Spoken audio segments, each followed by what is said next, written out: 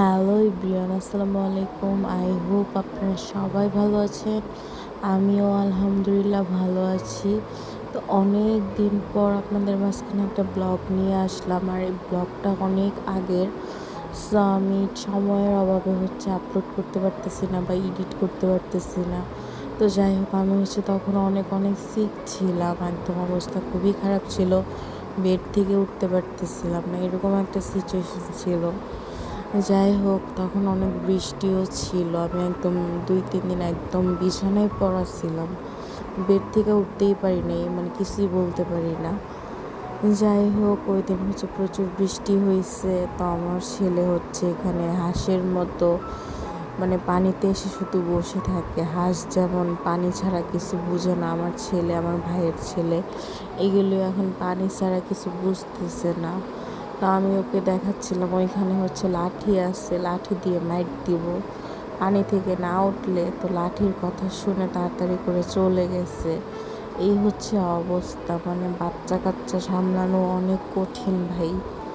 কি আর করার। আর পোলাপান এরকম ওপেন প্লেস পাইছে, তো ওদেরও ভাল লাগে বাহিরে থাকতে, বাসায় ভাল লাগে না। তো এই আমগুলি আমার ভাইয়ের শ্বশুরবাড়ি থেকে আনছিল। আর এই আনারসগুলি আম্মু আমার জন্য আনছে, আমার অনেক জ্বর ছিল। তো এরপর আর পরের দিন আমি এখানে ম্যাঙ্গো জুস খাচ্ছিলাম। বললাম না, অনেক সিক, শুধু খাওয়া দাওয়া রেস্টের উপরই ছিলাম। তো তারপর আর পরের দিন অনেক বৃষ্টি ছিল। তো এটা র্যান্ডম কয়েকদিনের মিলানো একটা ব্লগ, যেহেতু অসুস্থ ছিলাম তাই ওরকমভাবে আমি ক্লিপ করতে পারিনি। যতটুকু পারছি সব মিলে একটা ব্লগ বানানোর চেষ্টা করছি। তো খিচুড়ি খেলাম, চা খেলাম, এখানে তারপর মিট বক্স খাচ্ছি। এত কিছু খাওয়ার পরেও শরীরে সুস্থ নাই, এই অবস্থা। আর আমার ছেলের তো মিট বক্স, ফ্রেঞ্চ ফ্রাইগুলি অনেক পছন্দ, তো তার মুখের কী অবস্থা। তো ওই দিন প্রচণ্ড তুফান হচ্ছিল একের পর এক। আর আমি বসেছিলাম, মানে বেডে বসে বসে বাহিরের ওয়েদার এনজয় করতেছিলাম। ওই দিন আমার একটা ইম্পর্টেন্ট সেমিনার ছিল, ওইটা তো আমি অ্যাটেন্ড করতে পারিনি, এই জন্য আমার মন একটু খারাপ ছিল। তো যাই হোক, এখানে আমি গান শুনতেছিলাম ল্যাপটপে, একটু মুভিও দেখলাম, বাট মানে কারেন্টের অনেক ডিস্টার্ব করতেছিল, এই জন্য মন একটু খারাপ ছিল। যাই হোক, আমি ঘরের থাকার মানুষ না, মানে ঘরে বেশি থাকলে একটু সিক হয়ে যায়। তো এখন যেহেতু অরিজিনালি সিক, তো বের হওয়ারও কোনো ওয়ে নেই, ঘরেই থাকতে হবে।